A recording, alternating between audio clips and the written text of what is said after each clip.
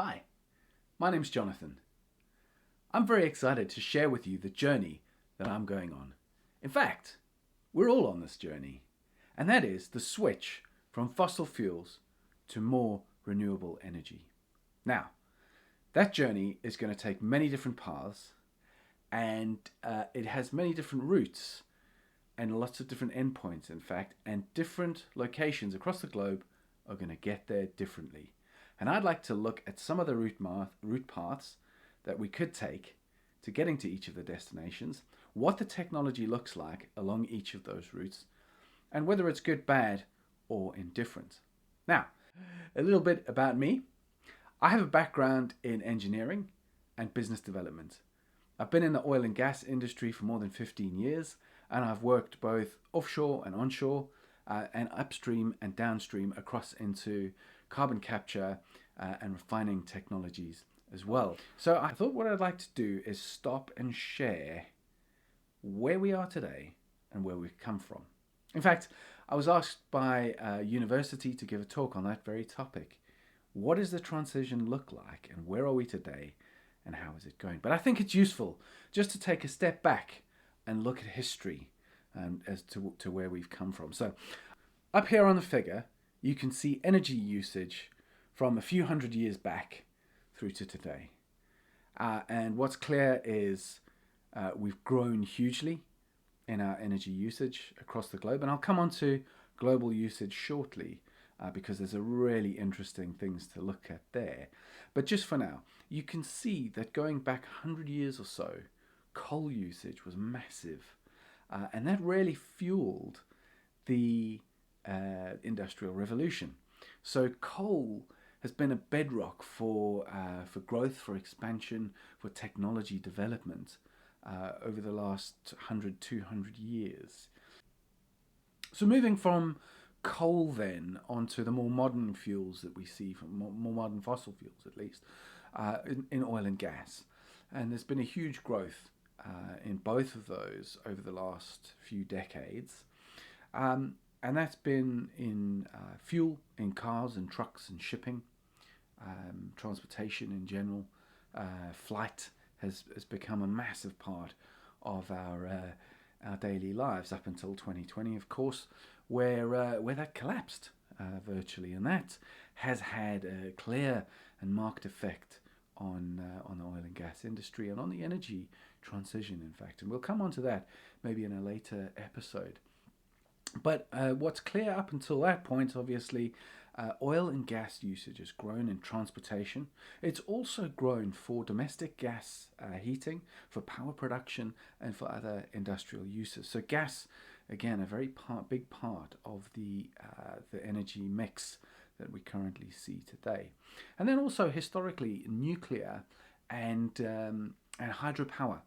Hydropower is used in a number of different locations all over the globe, and very successfully, in fact, in Norway. So a good one to come back to for us. But hydropower and nuclear, again, growing along that. But nuclear divides opinion.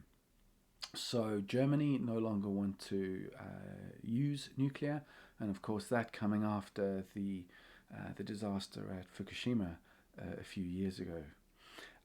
But on the other hand, France really picking up on nuclear and continuing to grow the baseline that they use and supply across to the UK as well. So nuclear, I think, is going to be something exciting. We're currently using the nuclear fission technology.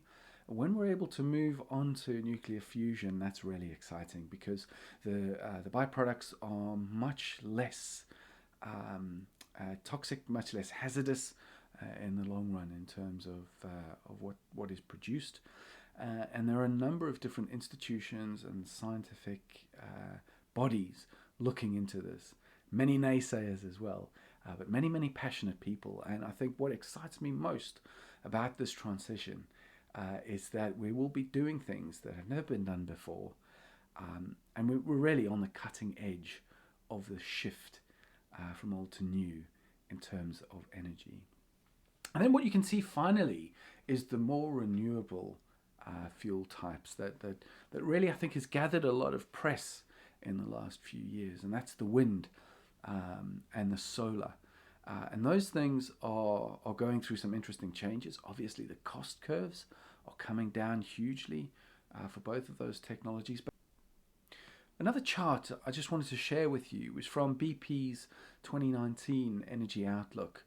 And this is focused on not so much historical production of oil and gas, but the forecast as at the time of writing in 2019 for where the different production rates could go. What's really interesting is you can see that although oil comes down, it increases a little bit and is set to come down then, gas increases just as a fuel to continue into the future. And I think these trends will very much be followed. There will be the COVID 2020 effects and the hit that economies, number one, on growth took, and also on transportation, how we do business going forward. So the demand there will be hit a little bit. But what you can see in both of those charts at the bottom is the profile if no further oil and gas developments are made, no further capital investments and developments are explored. And what that shows is there's a huge drop. Because we're currently producing assets, and if those aren't replenished, then obviously that fuel will be depleted, and that energy has to ultimately come from somewhere else. So there's a big question. Do these need to be replenished themselves as per these charts, or is there an alternative energy that can be invested in? And really those two in between lines, the orange and the blue, show two alternative cases for that transition. And the extreme is probably not going to be where we land in reality, but those two lines on each of the graphs show a journey that we could be taking. Clearly each of those still see an investment in oil and gas. Now, what's interesting is where that investment will be diverted to. But that's going to have to be the subject for another video. So I hope you like what you've seen so far. I hope it sparked some interest. And I'd really like to hear from you about the areas that you'd like to see more about, that you'd like to hear more about, and that you're happy to discuss. Like the video, subscribe, and I really look forward to making this shift together with you. Thanks for watching.